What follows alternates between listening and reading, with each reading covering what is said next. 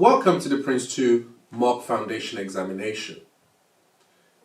Hopefully by now you've already attempted one of the mock exam and you're here to check the rationale for why the answer is what the answer is. Over the course of the next 60 questions, we're going to go through each question and we're going to examine the questions in full and why the answer is what the answer is. Hopefully this will enhance your knowledge and give you the necessary confidence to go and take the real exam. Let's start with the exam information. Don't forget that for PRINCE2 Foundation, it is a closed book exam, which means that you won't have any aid to take with you for the duration of the exam.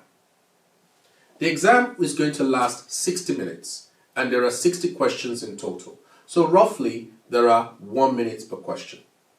It is my sincere advice that you should not spend 5 minutes answering one question, as that would impact your ability to complete the whole exam effectively. You also need to get 60% to pass it, which is 36 out of 60 for that particular examination. This is a multiple choice question, so the format is always going to be one question, 4 possible answers, and there are only one answer. Remember, there are no trick questions. So go through the question thoroughly, read the possible answers, and then pick the right answer. If you have any difficulties, move on to the next question. Remember, you do not want to waste time as you go through the process. 60 minutes goes very fast. So we're going through the sample paper 1, and let's look at what the question is. Question 1. Which statement describes the project context? A. It should be understood by the stakeholders so that the principles are applied appropriately. B. It explains how each aspect of the project management should be applied for the process to be effective. C. It guides the progression of the pre-project activities through the stage of the project lifecycle. D. It ensures an understanding of the need of the stakeholders and the relationship between them.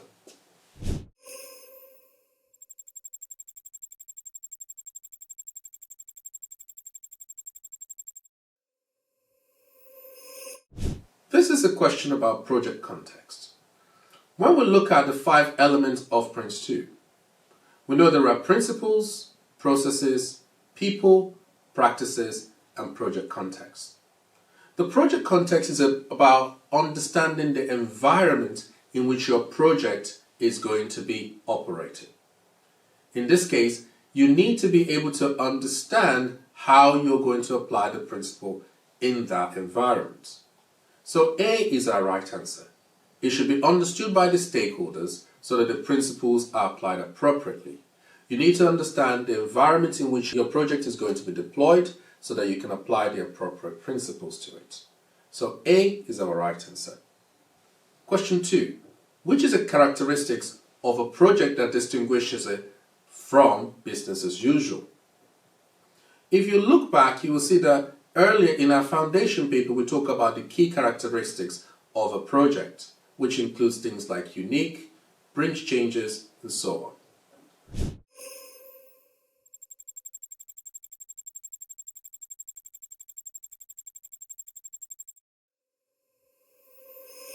Let's look at our possible answers here. A says, a project continues after business as usual resumes. Is this the case? We know that a project should end once the product is being delivered, so A is not our right answer.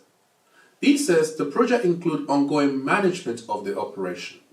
This is not the case, because once the project is delivered, you have the benefit management approach, which will go with the organization to ensure that everything is going as expected, but the project has already closed. C says every project will be different to the previous one. One of the key aspects of a project is the fact that they are unique. They are different from what we do on a day-to-day basis. So C will be our answer. Just to complete the pack, D says project work is generally less risky than business as usual. This is not the case. We know that because projects are unique, we haven't actually set up a lot of processes and we don't actually know what's going to happen. So projects are always more risky than business as usual, which we've been doing for years and we have a lot of process already in place. Question 3.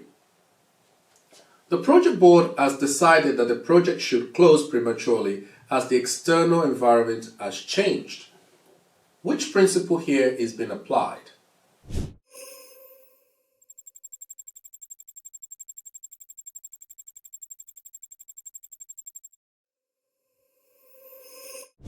A says learn from experience. Learn from experience principle is about making sure we learn from previous experience and the lessons that we're adding at the moment as we go throughout the project. While undoubtedly we will have some lessons, this is not the reason why the project board has decided to close the project. B says tailor to suit. Tailor to suit is about making sure we choose the appropriate level of PRINCE2 for our project. So this is about tailoring, making sure we don't overburden our project with excessive documentation that does not add value.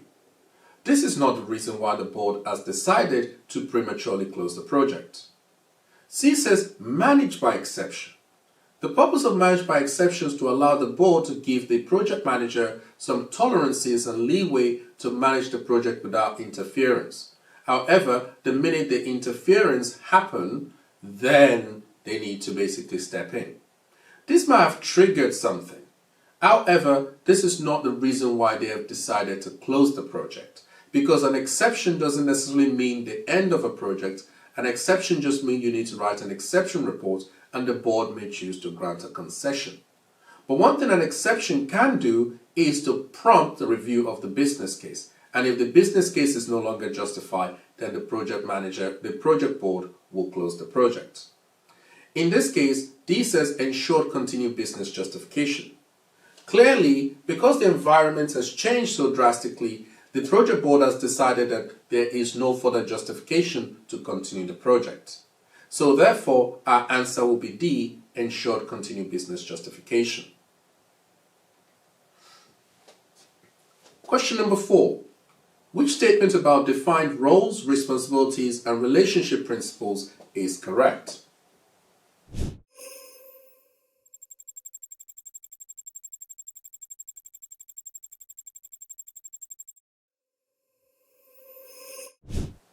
A says the project management team consists exclusively of internal stakeholders.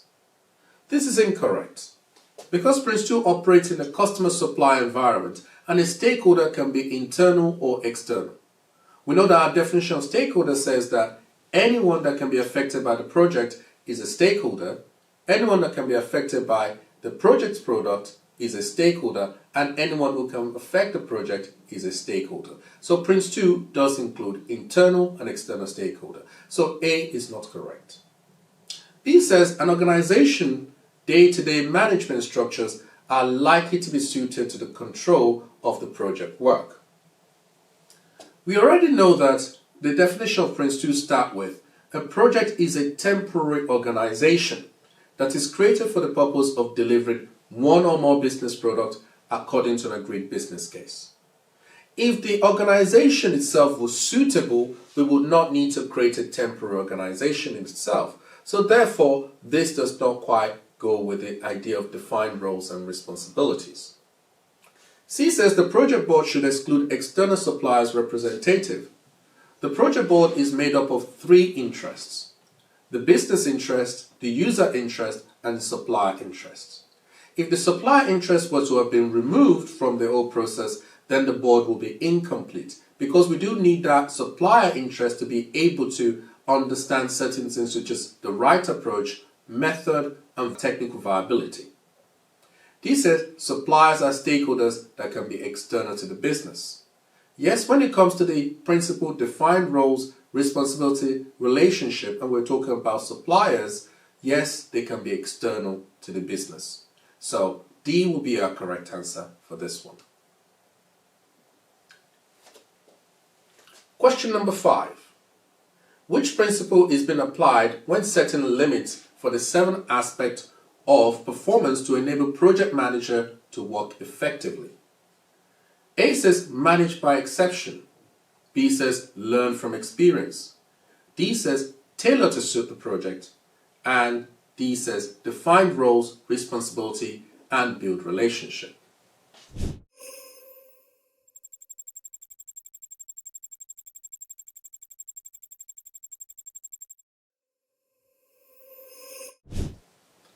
First of all, when we talk about which principles is being applied when we say tolerances, the purpose of management by exception is to allow the project manager to be able to operate freely while the project board still retains some sort of control.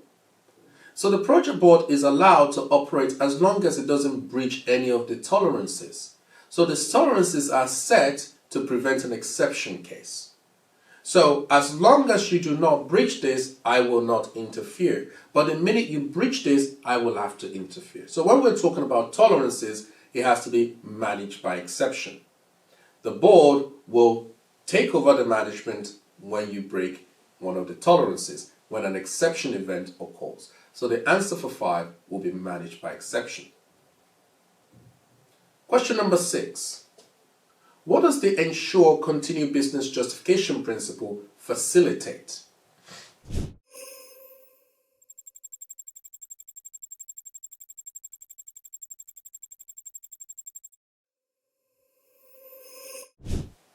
A says the project as a business stakeholders to ensure that investment continues to be justified. B says the project remains desirable, viable, achievable as the project progresses. Now, A already seems quite close, because when we say continued business justification principle, the business stakeholders ensure that the investment continues to be justified, but that's not the full answer. B says the project remains desirable, viable, and achievable. One of the key aspects that the business needs to face is, as we review the business case, we need to ask ourselves 3 key questions in order to determine that the project continues to be justified. The first one is it still desirable? That is, does it still fit within our organization's program? Does it still add the kind of value? Would it still operate in this environment? Do I still want it? We also need to ask ourselves if it's still viable, as in, is the benefit and everything I want from it still there? And finally, is it still achievable? Can I still do it within the constraints that I know exists? All the 3 questions must be yes. If at any point any of those questions is no, then the answer is stop the project. So the ensure continued business justification principle facilitates that the project must remain desirable, viable, and achievable for the progress to continue. So our answer will be B. Question 7. Which statement describes how the principles support effective project management?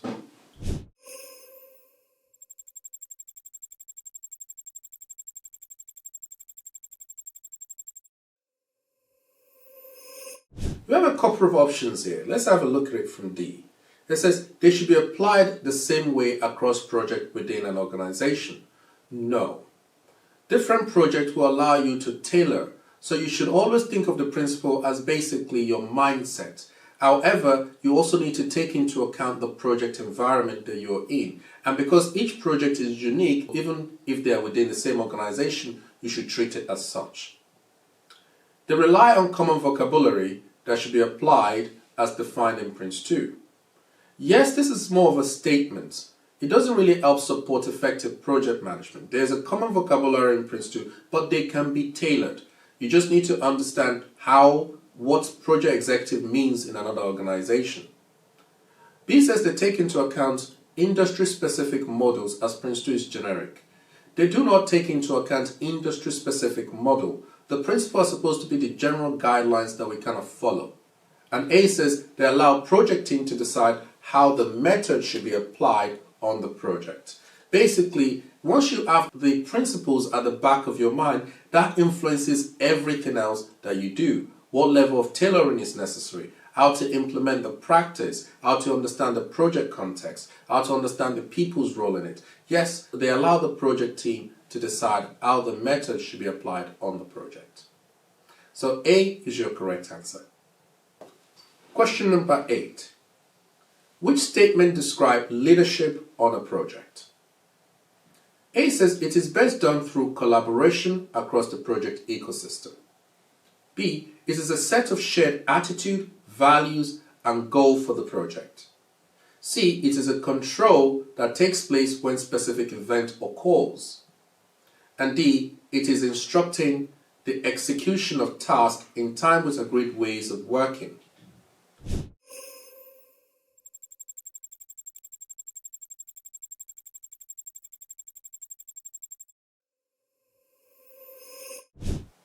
For this question, it is important to be able to define each aspect. D says it is instructing the execution of tasks in line with the agreed ways of working, that is management.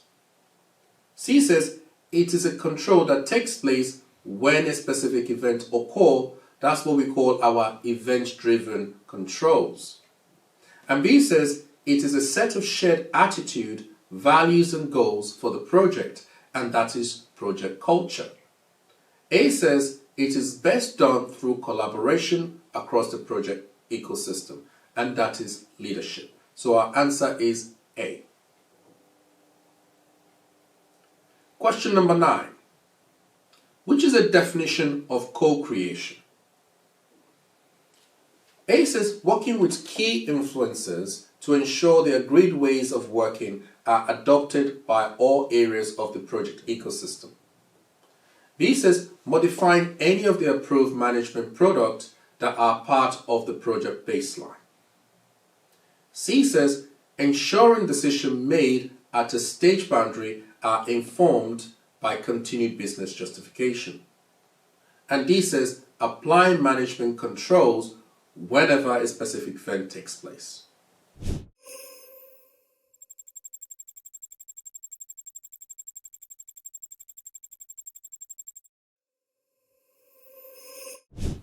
To answer this, we need to be able to define what co-creation is. And co-creation is a specific type of collaboration where the influential stakeholders are quite involved in the creation of the product itself in order to embed it and to improve its acceptance. So A says working with key influencers to ensure that agreed ways of working are adopted by all areas of the project ecosystem. This is co-creation. We want to make the project or the product of the project their baby. We want them to see themselves in it. We want them to have a clear input into it. We want them to be involved in it. So co-creation is A. Which is not an aspect of leadership? You might get a question like this and you need to focus on not. So we're looking for the one that is not an aspect of leadership, which means that three of them, or three of the answer, could be an aspect of leadership. A says instructing the execution of tasks in line with agreed ways of working. B says motivating people to achieve a project objectives. C, persuading and influencing and co-creating with stakeholders. And D, seeking regular feedback to remain aligned with the project objectives.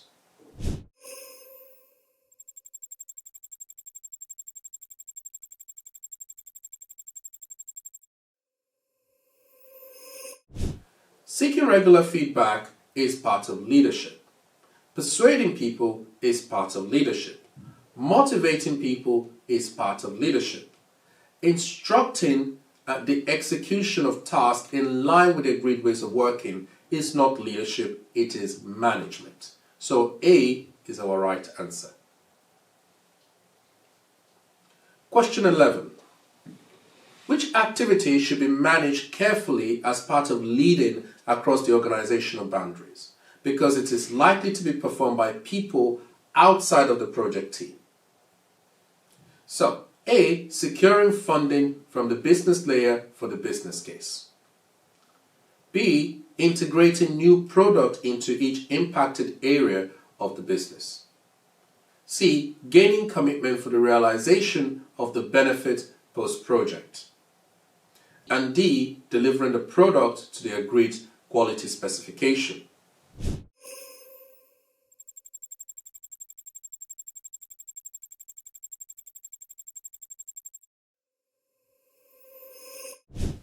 We're looking at basically things that will be done by people outside of the project team.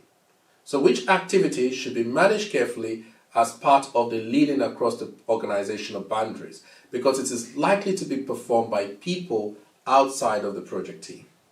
If we look at A, for example, securing funding from business layer for the business case, your executive should be securing funding for you.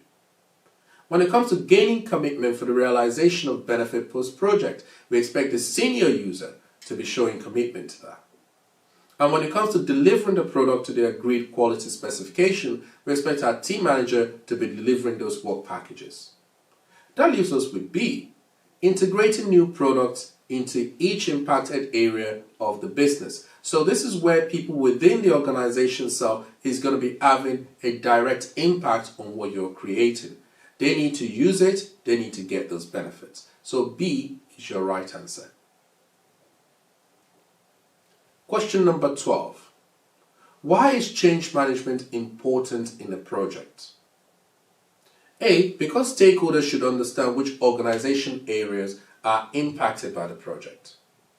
B, the project product should be described and subject to change control.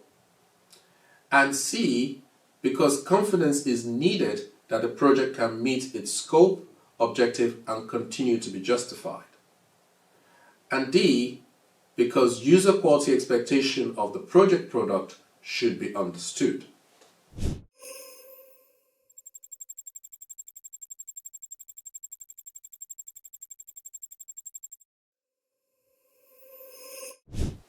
When we're talking about change management, what is the purpose of the change management itself? The purpose of the change management is to help the organization understand at present where they are and what the target state, the future state is going to be, what they're aiming for, and to help them navigate how they're going to get there. That's the purpose of the change management. When it comes to changing baseline, we have to deal with issues for that, so issue management approach for B. So when it comes to having confidence in terms of continued business justification, we're looking at the business case.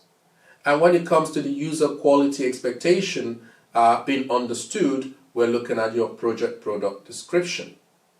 So A says because stakeholders should understand which organization areas are going to be impacted by the project. And project and change management helps them understand that. Because change management helps them understand where the organization currently is, what the organization is trying to achieve, and how they're going to get there. By stating clearly what the organization is trying to achieve, they can see how they're going to be impacted by this project. So A is our correct answer. Question 13. Which statement about capabilities and competencies within a project is correct?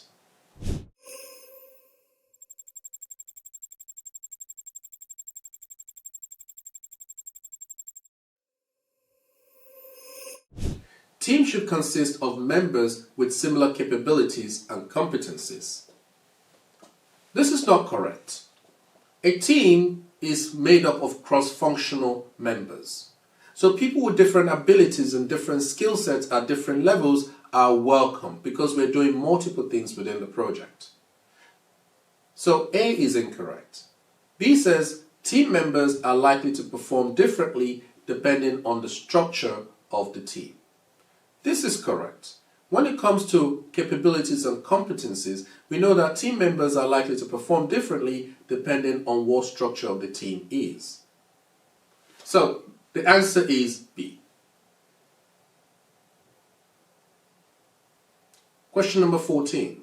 What is a description of a purpose of change management approach?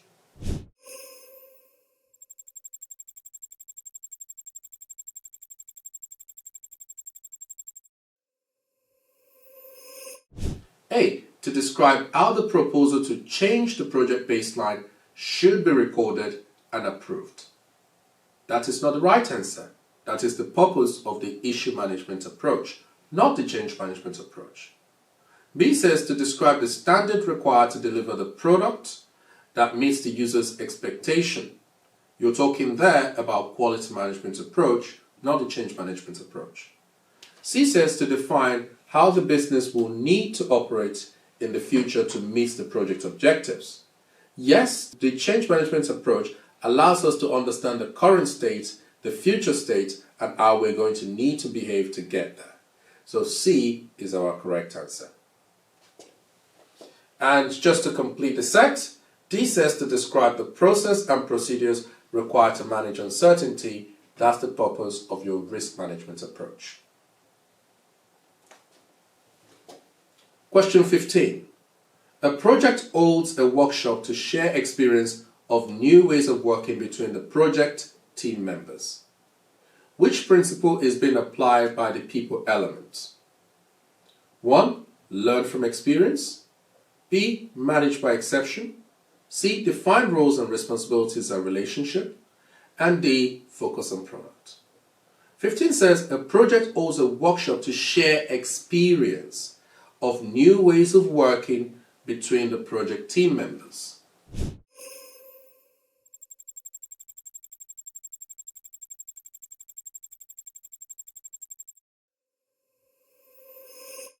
We know that when we start a project that we're going to open our lessons log. And the first thing we're going to try to capture is previous lessons, lessons from similar projects. But as the project progresses, we're going to start capturing new lessons within that project. And that activity links back to learn from experience. So what they're doing here is they're learning from experience. So A is your right answer. Question 16. Which management product should the project board approve to commit to the project scope and timescale? A says the project mandate. B, the benefit management approach. C, the project initiation document. And D, the business case.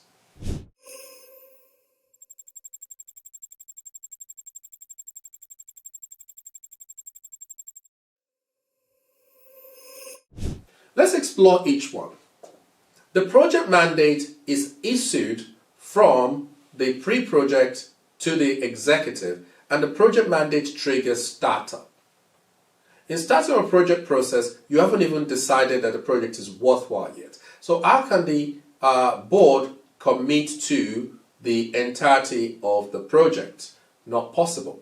In fact, in starting up a project process, even the project board hasn't yet been formed, because the project board will only be formed at the end of starting up a project process when we request to initiate a project. B says benefit management approach. The purpose of benefit management approach is basically to state how we're going to capture the benefit of the project when the product goes live. What we need to capture it, how we're going to do it, what benefits should accrue, at what interval, and so on. So that doesn't actually commit us to a project scope and time scale. When we look at the business case is just telling us the justification for doing this. When it comes to commitment to the project scope and timescale, the contract that exists between the project manager and the project board is the project initiation document. And within the project initiation document is where you find everything you need to commit to the project scope and timescale, which includes your project plan, your business case, and all the other documents to make things work. So the right answer is the project initiation document, because that's where you'll see your timescale as well as your project scope. Everything goes in that, and that's what the project board are committing to. So the answer is C. Question 17. What is the purpose of the business case practice? A, to enable the project executive to decide whether to continue with the project or not. B, to identify the user's quality expectation to meet the business case. C, to prevent the planned outcome from causing disbenefit to the business case. And D, to define the product and how they'll be delivered to satisfy the business case.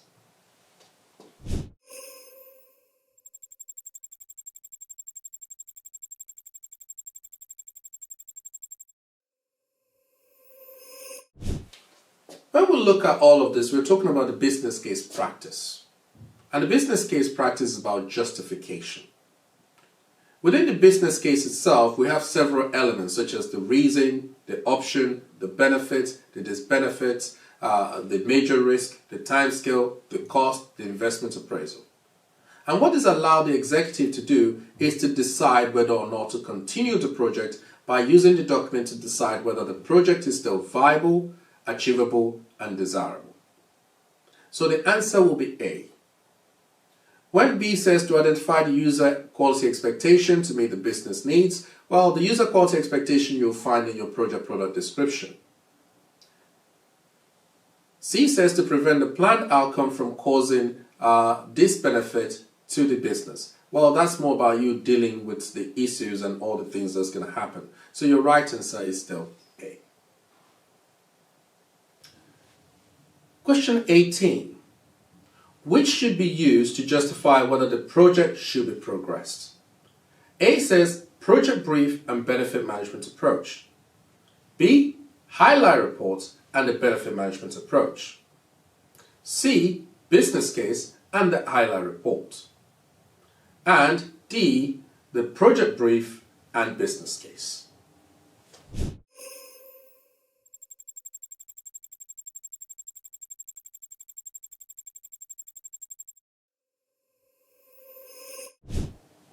When dealing with this, it's important to just reference your mind back to your process diagrams. A says project brief and the benefit management approach. There is no way that those two documents will ever meet each other. Project brief is in startup and ends its life in initiation. The benefit management approach is created when you develop your outline business case into refined business case. So the two will never be together for the project board to decide they're going to use it to move forward.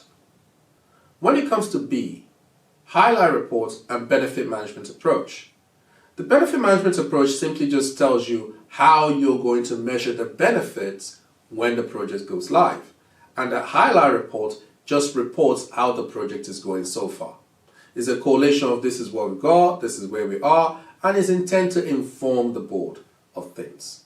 So the two doesn't make sense for us to use it as a means of progressing to the next stage. The third one is using the business case and the highlight report. The two of them are insufficient. But when we look at D, it says the project brief and business case. Within the project brief itself, we have quite a lot of things such as our project product description, our project definition, our project management team structure, our business case, and so on. So using all the information in there, the board are able to make a sufficient decision to decide whether or not to proceed into the initiation stage. So it will be D. Our project brief consists all the information the board needs to make a decision whether or not to authorize initiation. So D is your right answer. Question 19. Identify the missing word in the following sentence. A business objective is the measurable outcome that demonstrates progress in relation to and to which the project should contribute. A says organization strategy. B says output desired by the business. C says benefit desired by the business. And D says business justification.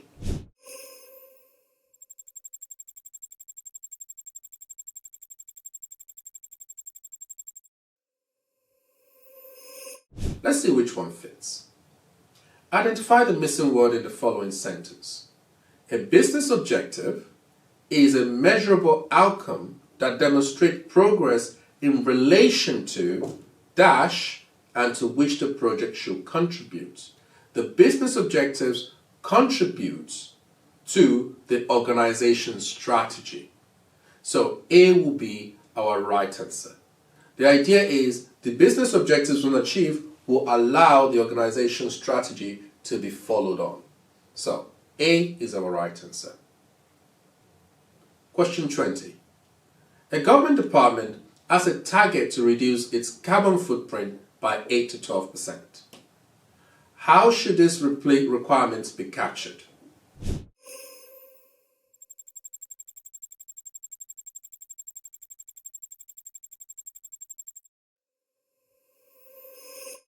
When we first of all look at this question as it is, We know that this is to do with the environment. And whenever we're talking about environment, we're talking about sustainability management approach. And when we're talking about this as a tolerance, we're talking about the sustainability tolerance. So let's look at our possible option. It should be recorded as a benefit tolerance. This is not a benefit.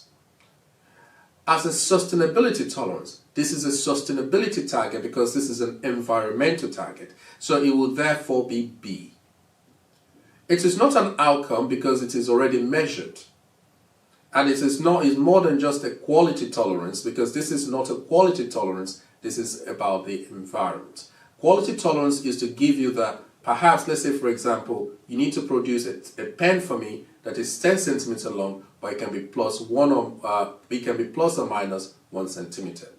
But this is to deal with sustainability, and this is to deal with the 7 targets by the UN. So 8 to 12%, B is your right answer. Question 21. During this stage, the project manager recorded a new risk on the risk register. In which step of the business case management technique should the impact on the business case be assessed?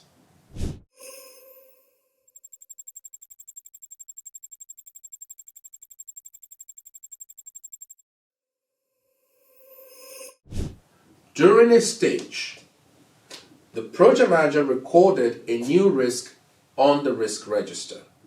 And we're asking ourselves that in which step of the business case management technique should the impact of the business case be assessed? If you remember and you look back to your understanding of the business case management technique, you know that develop is where we do it between startup and initiating a project process, when we're going from outline to the detailed business case.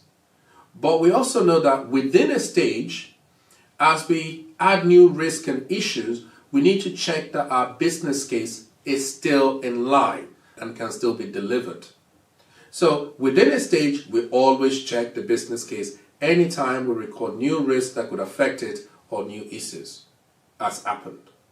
Then at the end of the stage, we need to maintain our business case where we summarize everything that's happened thus far.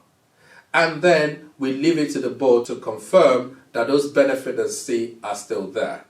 So if we're talking within stage, we know this is going to be check the business case. So our answer is going to be B. Remember, develop during startup and initiation. Within stage, we check anytime we record new risk or issues that could affect things. Then we maintain the business case at the end of the stage, and then we confirm benefits at that point as well to make sure that everything is still good and we can continue to the next stage. Question 22. The project manager has received the feedback from the stakeholders identifying the need to change the project team structure. Which principle is being applied by the organizing practice when actioning this feedback? We got learn from experience, define roles and responsibilities and relationships, manage by stages, tailor to suit.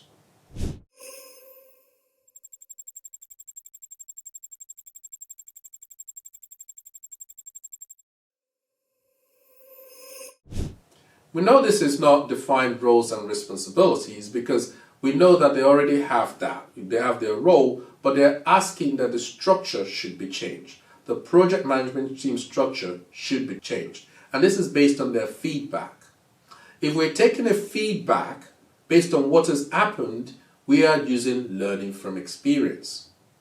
The project manager has received feedback from stakeholders identifying the need to change the project team structure. It's not working. We've seen it in action. So this is learn from experience. This is not managed by stages because, of course, managed by stages is a question of each stage must be justified and the output must be produced before we can move to the next one. So on this occasion, we're going to say learn from experience. Question 23.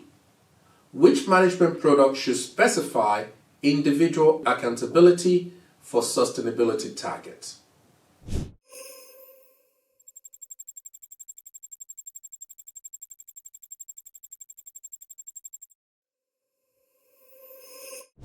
So we're looking at here at the individual accountability.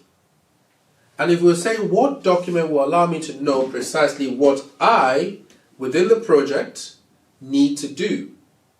It is not the business case. It is not the product description. Because the business case only reveals how to make sure that the project is viable, desirable, and achievable. The product description allows us to know precisely what we need to produce at the end for the product to be accepted. The project management team structure allows you to understand the relationship that exists between different roles. But the role description is what details the accountability of each individual. You are the project manager. You are going to write the highlight report. You are going to do this. You are going to do that. So therefore, it is role description. A is your correct answer. Question 24. What is defined as having authority to direct a project within the remit set by the business?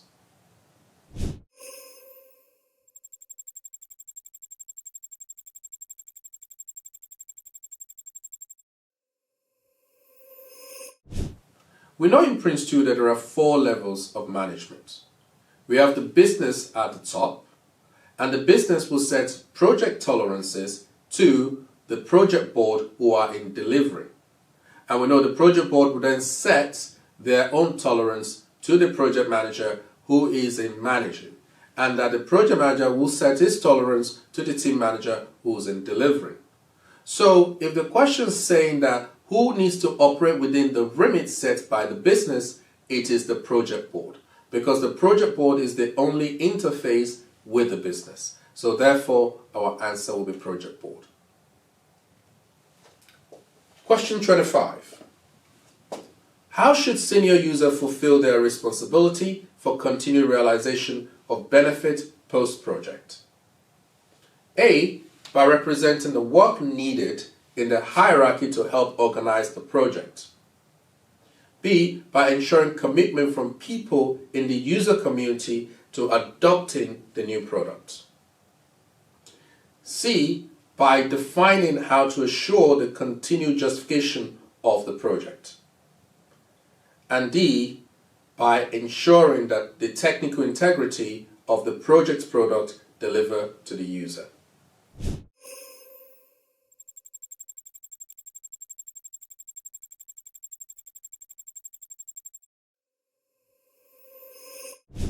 How should senior user fulfill their responsibility for continued realization of benefit post-project? So we're looking at the benefit post-project. After the project is finished, it's going to go into a live environment, and the senior user needs to make sure the benefits are captured. The way they're going to do this is by ensuring there's commitment from the users to adopt the new product so that they can use it and get the outcome they want, and we can capture those benefits. So the answer for us will be B. D says by ensuring technical integrity of the project product delivered to the user. The person who ensures technical integrity is our senior supplier. B says by defining how to ensure the continued business justification of the project. Well, if we're talking about post-project, well, we don't need to, the project's already finished, so we don't need to worry about this. So our answer is B. Question 26. A new team member has joined the project team and will be going on site to visit. In which step of the organizational design and development technique should this occur? A. Develop the project ecosystem. B. Understand the organizational ecosystem. C. Design the project ecosystem. And D. Manage the ongoing change to the project ecosystem.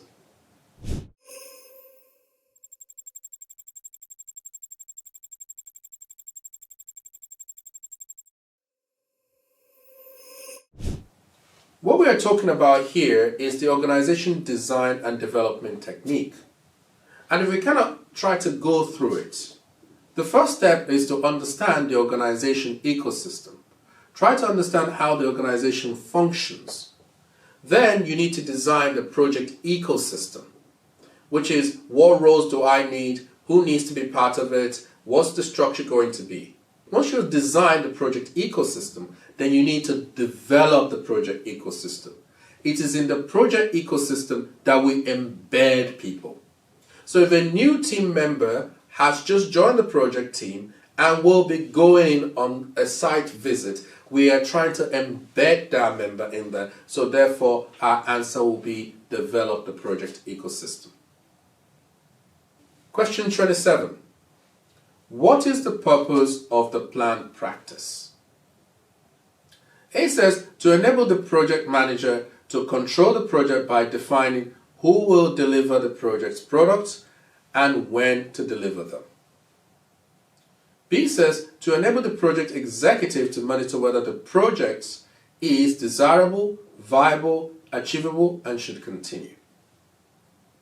C says to allow the project executive to define which role in the project management team is responsible for producing the plan.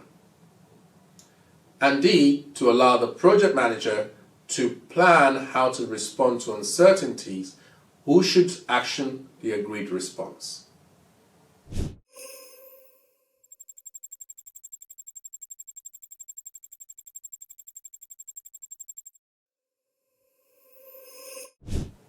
If we look at the purpose of the plan itself, we know first of all it's not D.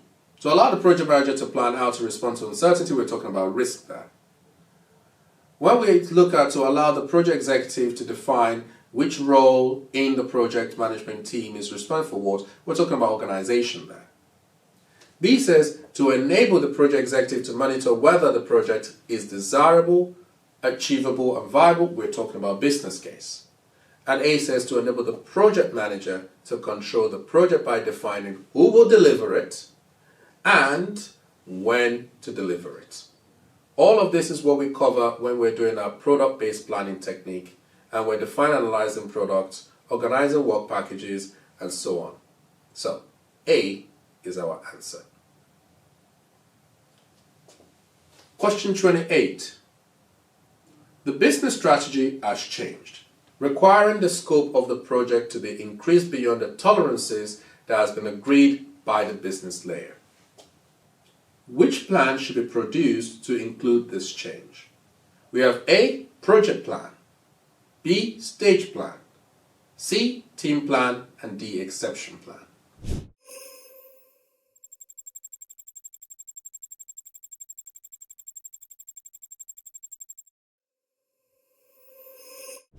The key word in this question is the word tolerance. So something has happened that has gone beyond the tolerance. Anytime we break a tolerance and we need to produce a plan to fix it, it has to be an exception plan. So it will have to be D because of the breach in tolerance. Question 29. Identify the missing word in the following sentence. When planning, there are at least two types of dash relevant to the project, internal and external.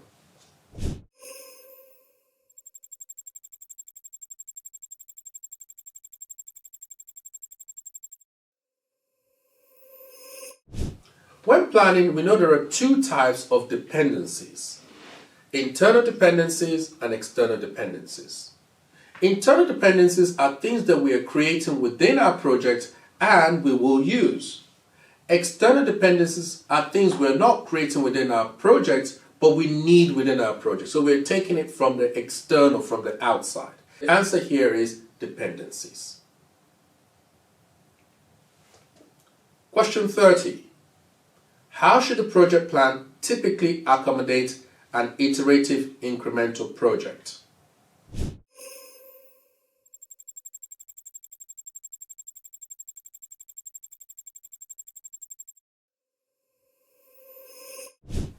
A says by having multiple delivery stages that allow acceptance criteria to be refined as the products are delivered.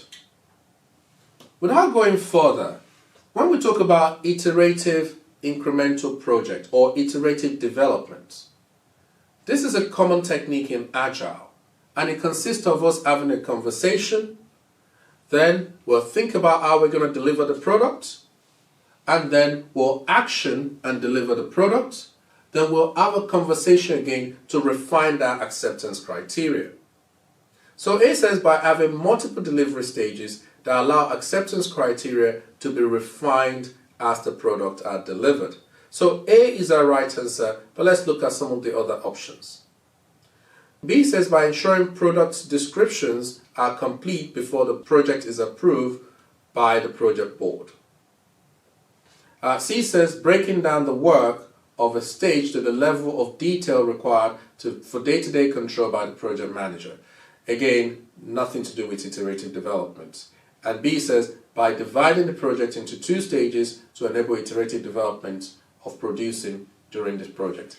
That has nothing to do with iterative development. The 2 stages idea is that within 2 stages, basically you can have all the 7 processes. So our right answer is by having multiple delivery stages that allow acceptance criteria to be refined as the products are produced. The key word there is to be refined, because the whole idea of iterative development is we want to continue to refine things to see if we can get it to be better. So A is our answer. Question 31. The project manager needs to capture the user quality expectation. In which step of the planning technique should the expectation be captured? Now, when we look at the planning technique itself, we have things such as define and analyze a product, organize and work package, prepare estimate, and prepare schedule.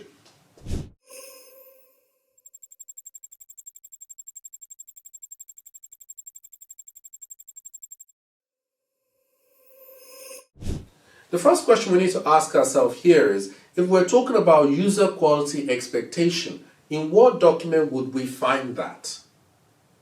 And the document that we'll find that in is the user quality expectation is part of your project product description.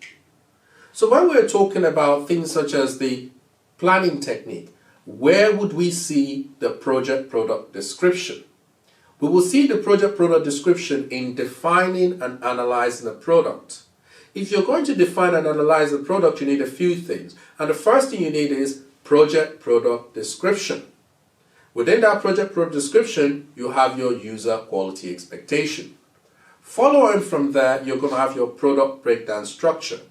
Then you're going to have your product description, and then you're going to have your product flow diagram.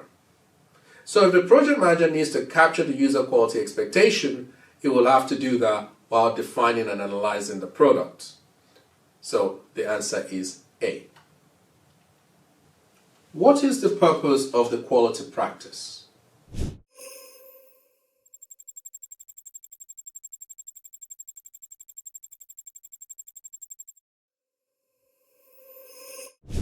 A says to enable control by defining how the project will deliver the product to satisfy the business case.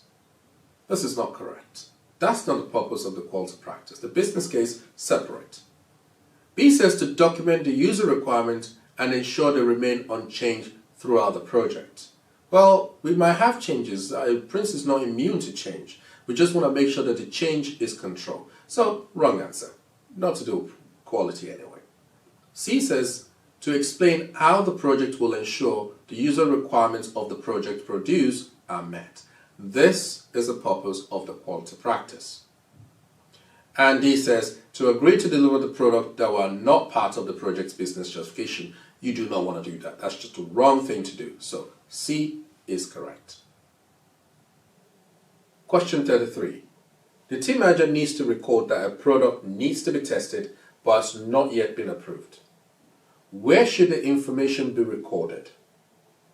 A. Quality register. B. Quality specification. C. Product register. And D. Project product description.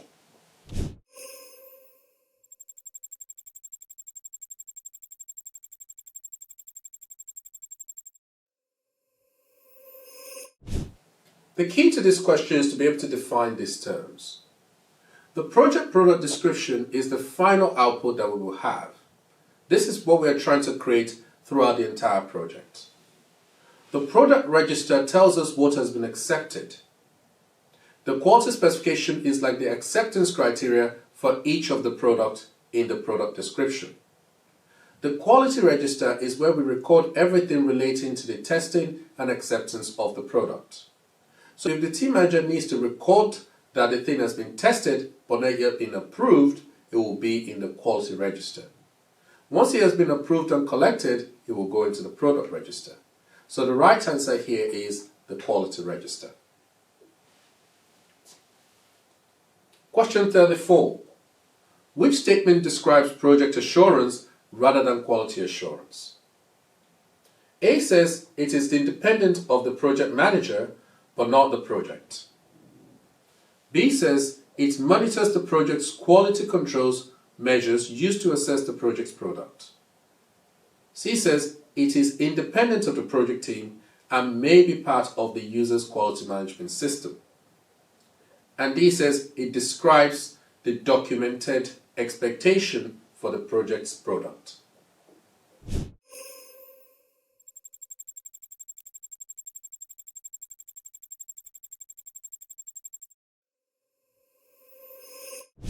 What we're trying to define here is which statement describes project assurance rather than quality assurance.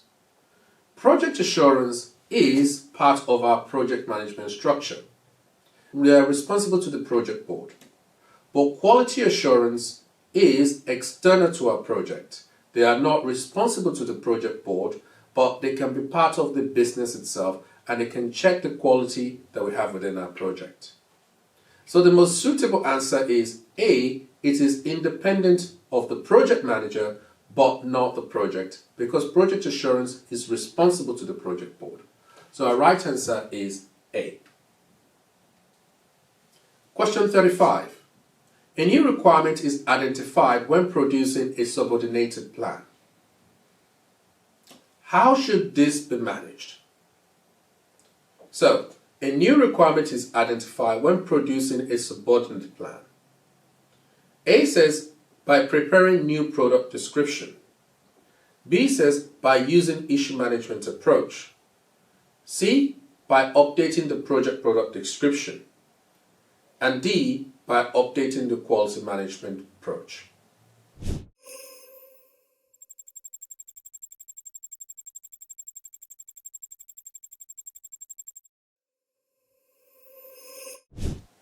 So here, we already have a plan. Let's say a stage plan.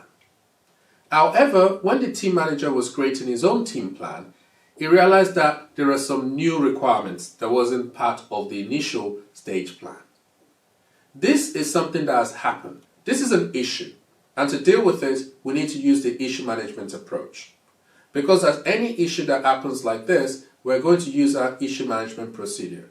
Capture the issue, assess it, make a recommendation, let a decision be made, and then it is implemented. So therefore, this will be by using the issue management procedure. Question 36.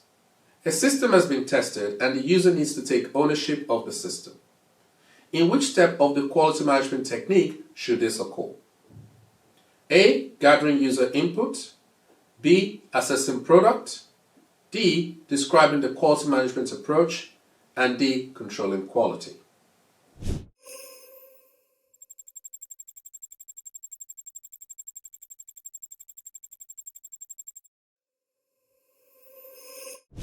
When we have a look at this particular question, it says the system has been tested and the user needs to take ownership of the system.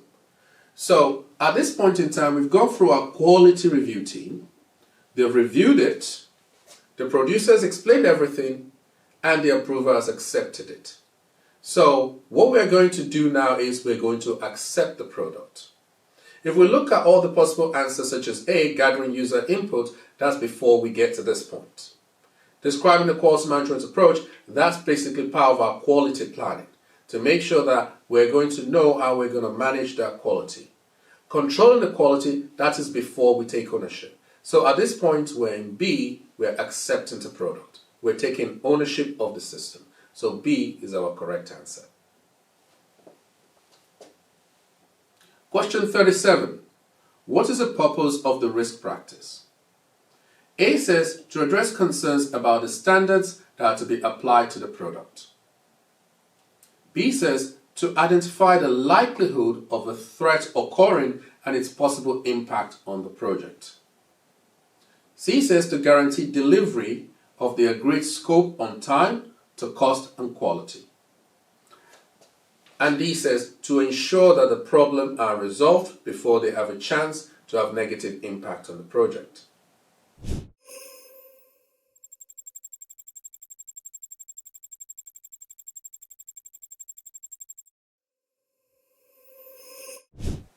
Risk is about dealing with uncertainty. So if we look at which is the one that deals with uncertainty, it says to identify the likelihood of a threat occurring and its possible impact on the project. When we are trying to describe what a risk is, we try to identify what is the cause of the risk, what is likely to happen as a result of it, and what is the impact. We have our cause, event, effect. As a result of the excessive rain, the river may overflow and my house may get flooded. So we always try to look at all those things. The risk practice also allows us to assess the risk, where we start looking at things like probability, impact, and proximity, all the way to planning for it and then implementing those plans. So the right answer here will be B, because it allows us to identify the likelihood of a threat occurring and its possible impact on the project. Question 38. Which provides the project management team with guidance on how to record threats? A says risk management approach. B says risk register. C says digital and data management approach. And D says work package description.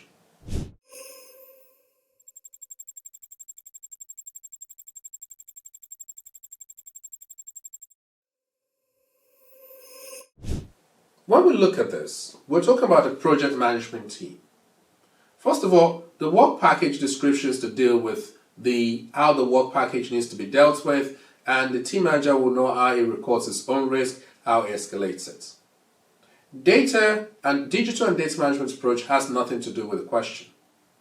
Now we're left with the risk register and the risk management approach. The risk register is where we record the risk. However, the risk management approach is what gives us the inclination of how we're going to do it. So it details how we're going to capture risk, how we're going to assess the risk, how we're going to plan for the risk, how we're going to record the risk. So if we're looking for guidance on how to record the threats, basically we'll look at our risk management approach, because that's where those information are detailed. So the answer will be A.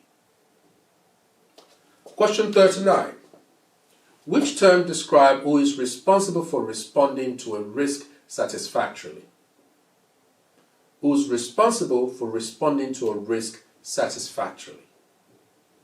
We have the risk owner, risk actionee, project support, and project assurance.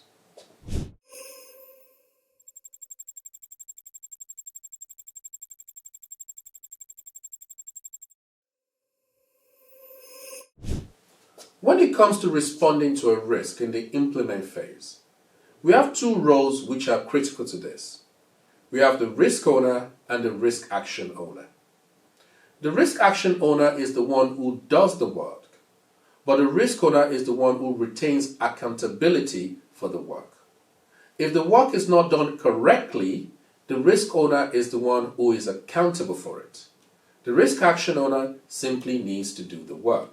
So in this case, it says which term describes who's responsible for responding to the risk satisfactorily. It will have to be this risk owner, because the risk owner is the one who's accountable for making sure that the risk is dealt with appropriately.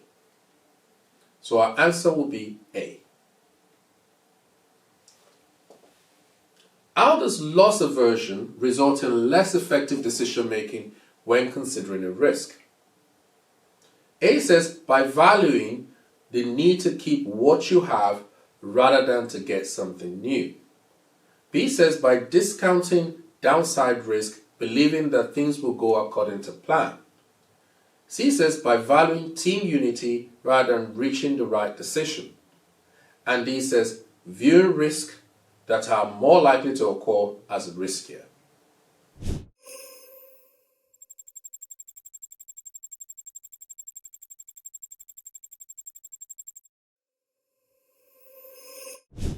The first thing to consider when dealing with this question is, what is loss aversion? Loss aversion is the fear that if I invest something, I might lose it. So I would rather keep what I have than the hope of gaining something else. That's the loss aversion. Which one better represents this definition? A says by valuing the need to keep what you have rather than get something new. So A is our right answer, because that is exactly the definition of what loss aversion is.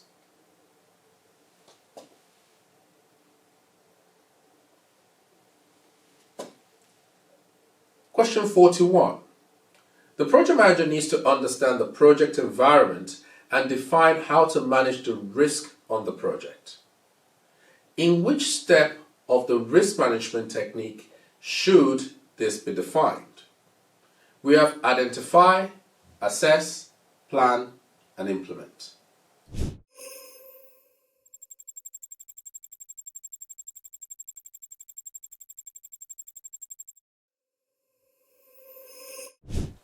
When we're trying to understand the project environment, the thing we need to do is to identify the risk itself. And to do so, we need to identify three things. Once we identify those three things, we'll be able to manage the risk effectively. What is the trigger? What is likely to happen? And how can it affect my project? That's the cause, event, effect. And you do this when you identify the risk. So the step in which it's going to do this is identify. Question 42. How does the issue practice contribute to a successful project? A says by defining events that might positively impact the project objective. B says by controlling modification to the current approved version of the management product. C says by adjusting the level of approval required according to the user's expectation. And D says by making uncertain situation certain by addressing its cause.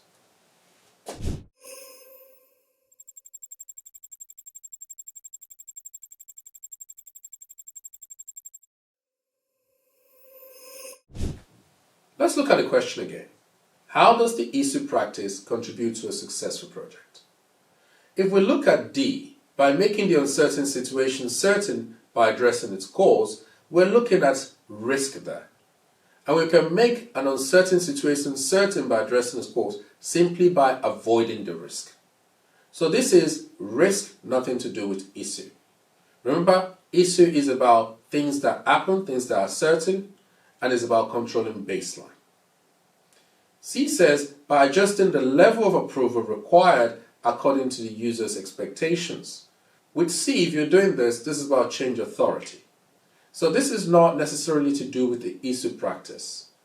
And B says by controlling modification to the current approved version of the management product.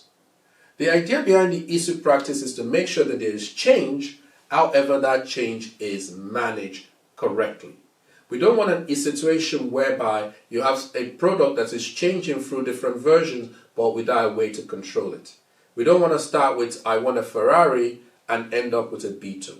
So issue practice contributes to a successful project by controlling the modification to the current approval version of the managed product. So your answer is B. Number 43. Project support needs to understand how to make changes to approved version of the project's product. Which management product should project support review? A says issue management approach. B says risk management approach. C says benefit management approach. And D says quality management approach.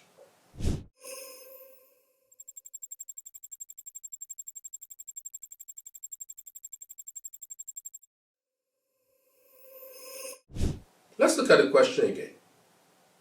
Project support needs to understand how to make changes to the approved version of the project's product. So, how to change baseline. We know if there's anything to do with baseline, it's about issue. So, issue management approach is where we're going to look for how to do this. Quality management approach is only going to tell us how to make sure something is fit for purpose and how we're going to test it. Benefit management approach will tell us how we're going to gather the benefits once we go live. Risk management approach will tell us how to deal with uncertainty, but issue management approach will tell us how to make sure that the product, the baseline, is changed in the right way. So A is our correct answer. Question 44. What is the definition of an issue? A says an event relevant to the project that requires the project management consideration. B says an uncertain event that, should it occur, will have an effect on the project. C says a description of the impact an uncertain event would have on the objective. And D says a measurable threshold to represent the tolerable range of outcome for each impacted objective.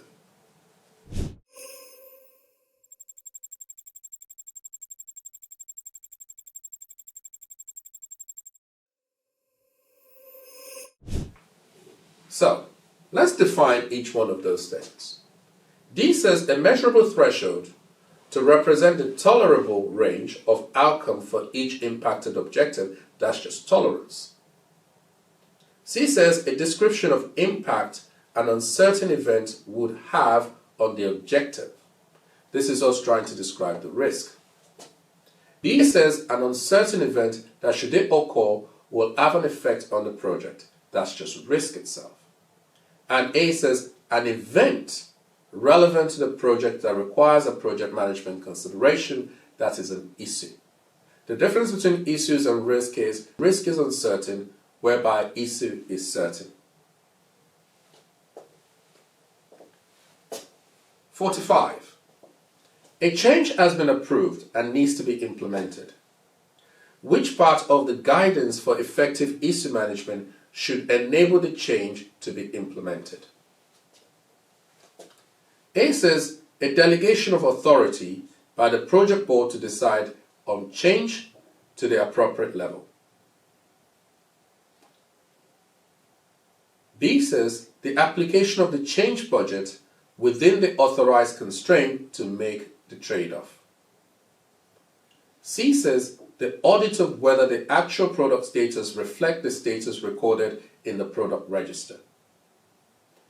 And D says the definition of an appropriate level at which the product needs to be baseline.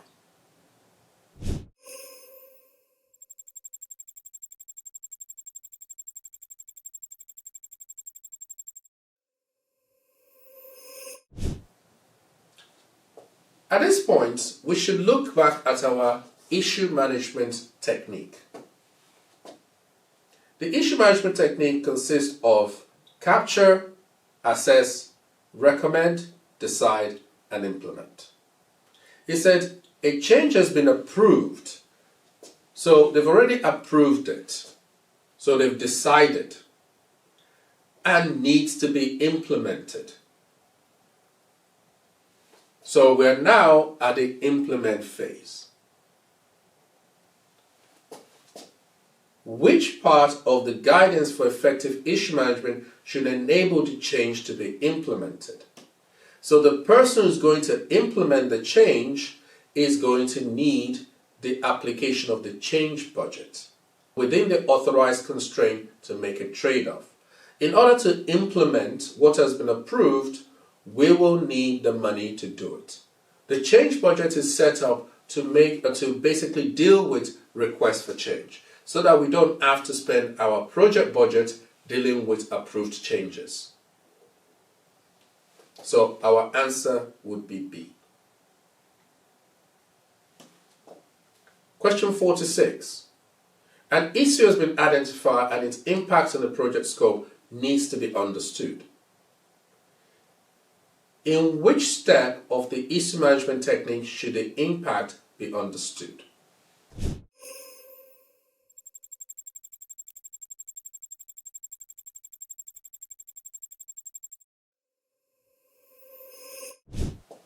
If you go back to the issue management technique, The first part of it is to capture the issue. And in the capture the issue, you basically just need to try and understand what the issue is all about on its own.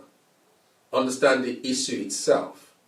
But when you get to assess the issue, you need to assess that issue relative to the project environment and its impact on your project.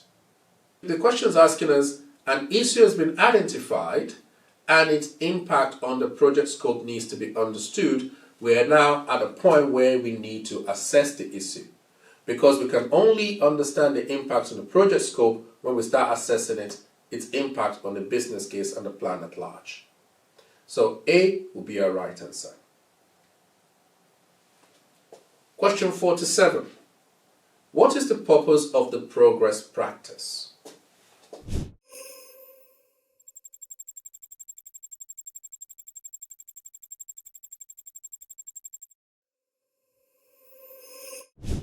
A says to forecast whether the stage is on track, to deliver on time and within budget.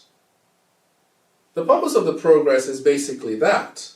We want to know, relative to our plan, where we currently are in the project and whether we're on track or not, and to forecast whether or not we're likely to meet the expectation that we set ourselves. So A will be our correct answer for this one. To forecast whether the stage is on track, to deliver on time and within the budget. Question 48. Which should be reviewed by the project board when making the decision about what to do next with the project? You have your digital and data management approach, that's A. B is your end stage report. C is your highlight report. And D is your checkpoint report.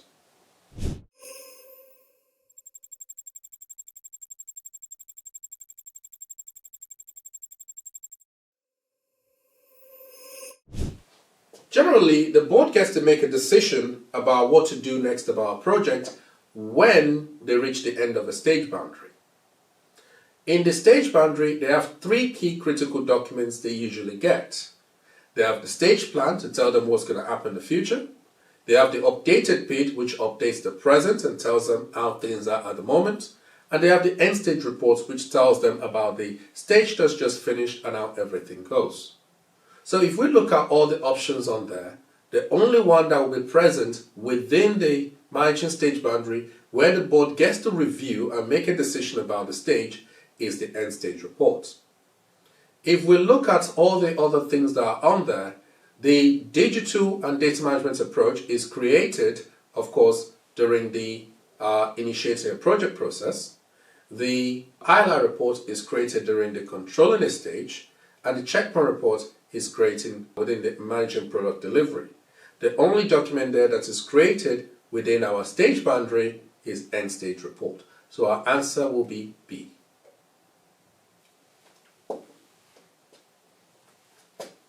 Question number 49. What is the definition of an exception?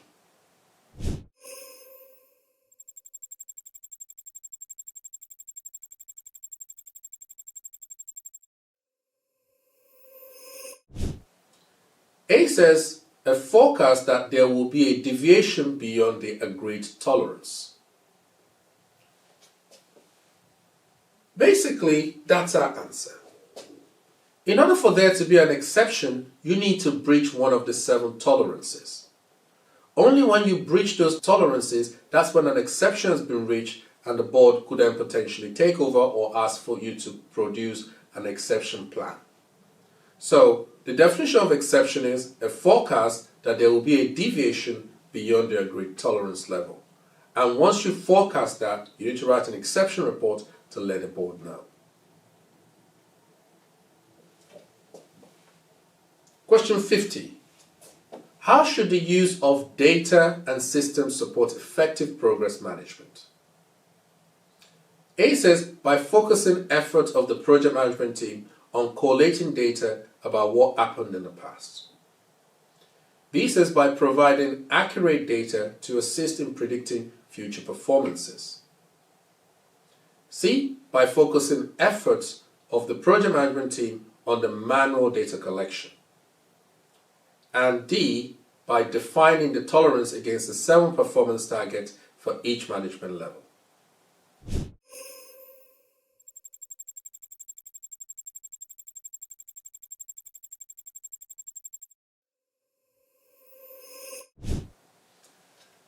When it comes to using data, you want to use data to support the progress of the team. So you want something that's going to add value. When we look at A, it says by focusing the efforts of the project management team on collecting data about what has happened in the past.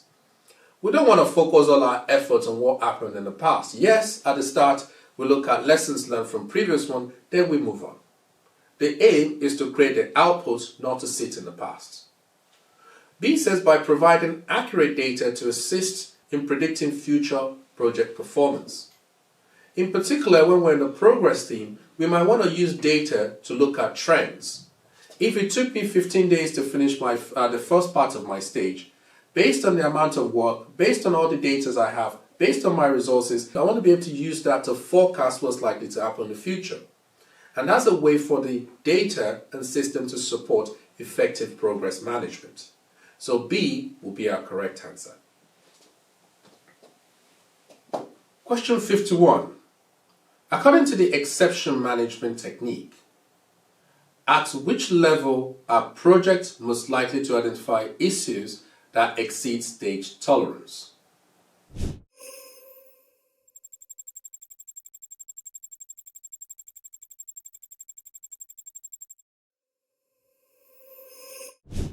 You have A, commissioning and directing.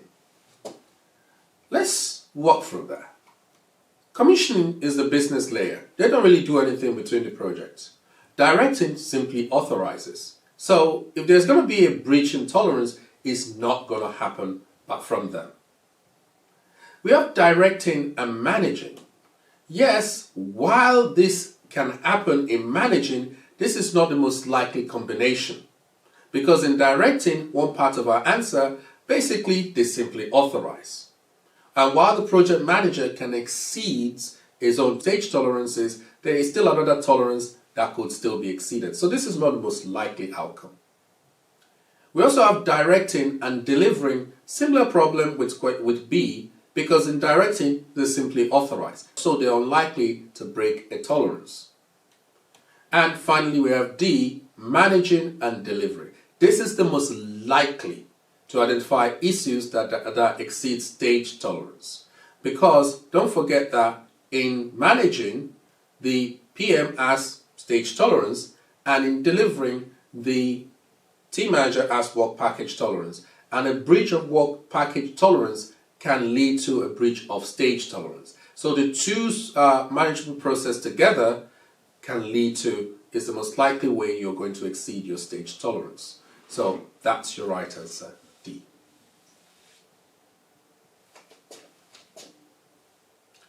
Question 52. Which is the purpose of the starting up a project process?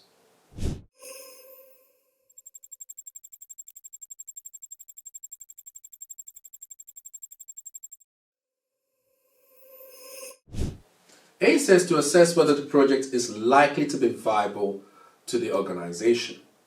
The purpose of starting up a project process is sense checking.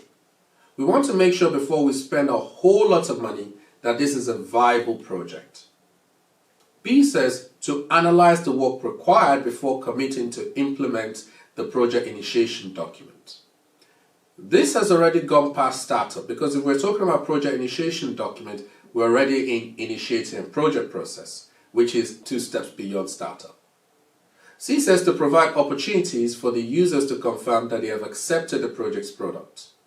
This is closing a project process, way too far in the future. And D says to delegate management to the project in a controlled way. Well, that's not the purpose of startup. We need to simply check whether this is a good project and whether we should invest more money into it when we get to IP. So A is our right answer. Question 53. Which process should ensure that an organization does not proceed to establish solid foundation for unsuitable project?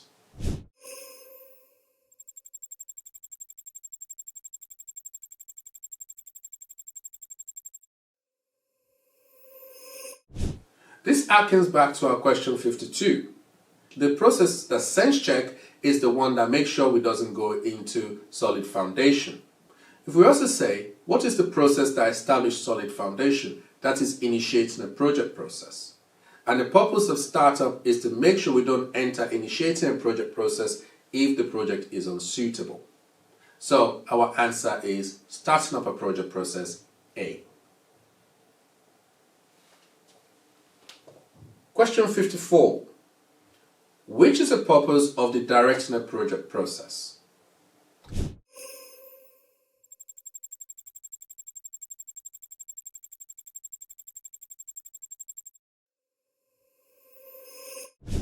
A says to retain accountability of the project board while delegating detailed management work. This is simply what it is. Remember the principle managed by exception. The board wants to be able to delegate the day-to-day work to the project manager while still retaining overall accountability. That is, as long as you remain within tolerance, I'm okay. And you cannot go to the next stage without me. So every key decision still requires board authorization. Board will authorize initiation, they will authorize the stage, they will authorize project, they will authorize closure. So they're still able to retain accountability of the process, but they can delegate the detailed work to the project manager. So A is our correct answer. If we look at some of the other answers that we have here. So for example, B says to prevent any project with poor justification from being undertaken by the organization. That's not the purpose of directing a project process, that's startup. C says to manage the work of a stage by implementing effective corrective action. This is controlling the stage. So D says to provide information so that the commission authority can commit to delivery of the project. Basically, the project board will have certain things that they give to the commission authority so that the project can be done. But the definition with the purpose of directing a project process is basically to allow accountability while delegating day-to-day work. Question 55. Which two are objectives of the controller stage process?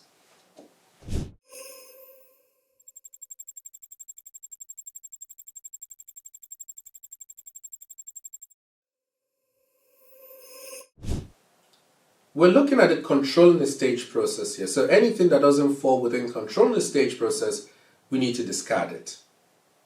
One says to ensure that there are no uncontrolled changes to the product agreed by the project board. Yes, this you will find within the controller stage, as the project manager is there to make sure the work is monitored, is controlled, and nothing deviates from what is agreed. If there's going to be any deviation, he needs to go through the issue and change control procedure. 2 says to ensure the project board is assured that all products in the stage plan have been completed. If we're looking at all products within the stage plan being completed and we want to inform the board of this, we're already at a managing stage boundary. So 2 is incorrect. 3 says to ensure that the project initiation documentation is updated with any quality changes required for the next stage.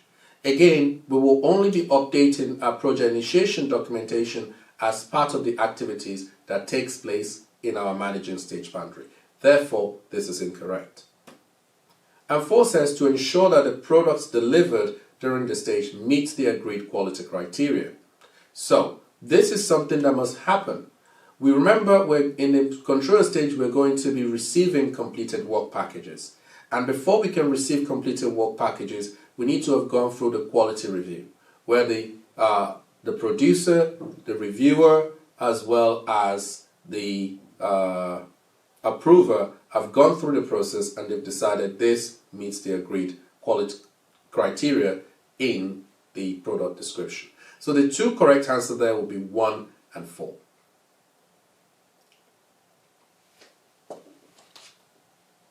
Question 56. Which 2 are objectives of the directing a project process?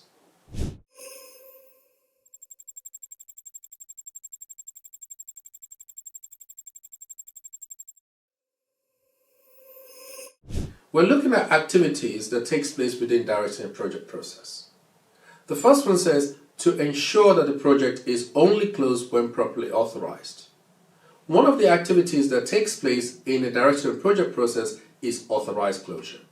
And the project board in directing a project process must make sure that this happens. Only the directing a project process can close a project. 2 says to ensure that post-project benefit reviews have been scheduled. The board will not authorize directing a project process until they are sure that this activity is already been scheduled. When I look at the third option, it says to ensure that business is ready to use the product after the project goal is closed. This is an objective of closing a project process. And 4 says to ensure that users have accepted the product. This is also an objective of closing a project process. So 1 and 2 is our answer.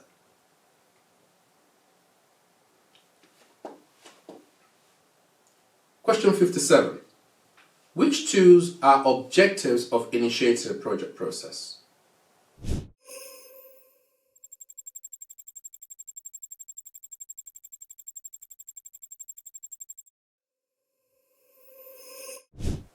One says to ensure that the project team focuses on delivering the approved product in the stage plan. That is not one of them. That's something that will be happening in the controlling stage. 2, to ensure that the project team is authorized to proceed with initiation stage. Well, initiation stage is where we have initiating a project process. So we will have to make sure that they are authorized to do so before we get to this point. 3 says to understand how changes to the agreed project product will be approved. So in order to do this, we need to make sure we have our issue management approach, and this will happen in initiating a project process. 4 says to plan and estimate the cost of the work to deliver the project. Another document that we will produce during initiating a project process is our project plan.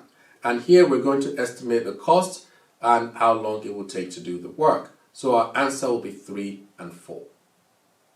C. Question 58. Which activity is performed only in managing stage boundary?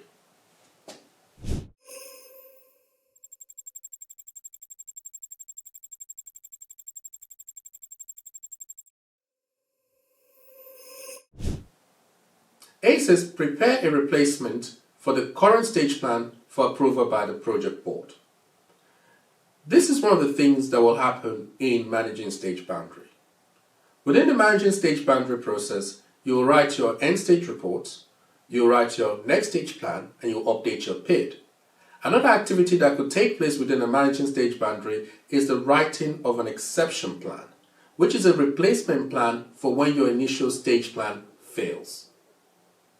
So A is our correct answer. Question 59. What is needed to perform the managing stage boundary process? A says the work of the project needs to be broken down into sections. B says the stage needs to deliver the project benefit incrementally. And C said the project needs to have a predictable end date. And D says every stage needs to be an exception.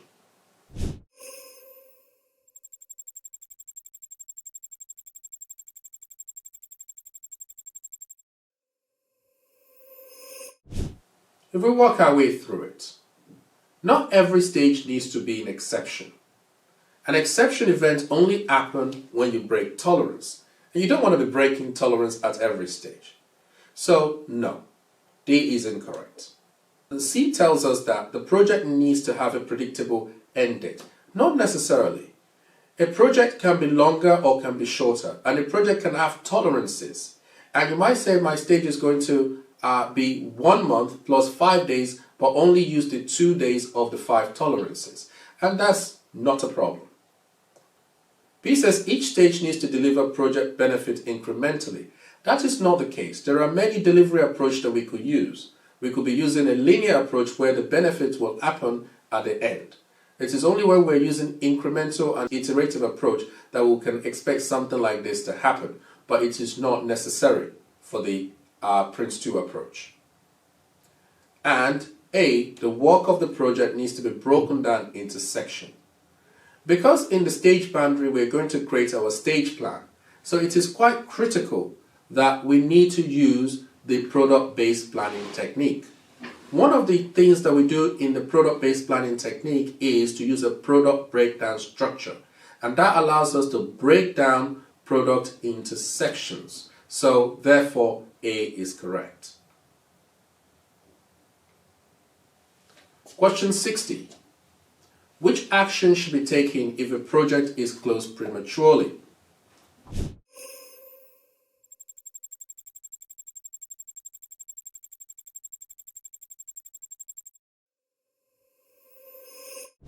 A says the project manager should still use the closing a project process to deal with the situation. If we look at the closing a project process, there are two options that you have there. You could have a planned closure, in which case everything goes smoothly from startup all the way to closing a project process, and you reach a natural end and conclusion to your project. You could also have a premature closure, in which case something has happened along the way and the project board has decided that they no longer wish to continue with this. But if this were the case, the project manager still needs to make sure that they use the closing a project process, round up everything, give the product back, evaluate the project, and close the project as necessary. So A will be our correct answer. Hopefully, having gone through the whole video, you've been able to gain some deep insight into the questions themselves. You're able to understand the question you got right, and now you have the rationale for it. You also understand some of the questions you got wrong, and you understand the reason why you got them wrong. Now, it is advisable to go back, give it a little time, but go back to your mock foundation paper and go through it again. Hopefully by now, your score would have improved tremendously. Remember that the exam is a 60 minutes exam, and do time yourself. You also need 60% to pass it, which is 36 out of 60. It is a multiple choice question, and I will say rather than aiming for 36, you should be aiming for figures that are above 45 to give yourself sufficient tolerance for the exam itself. After you feel confident that you've gone through both the practice paper mock exam for Foundation 1 and 2, you should then try to book your exam and then go forward to do it. At this point in time, I'm confident you have everything you need to pass the exam. So thank you very much and good luck with your exam.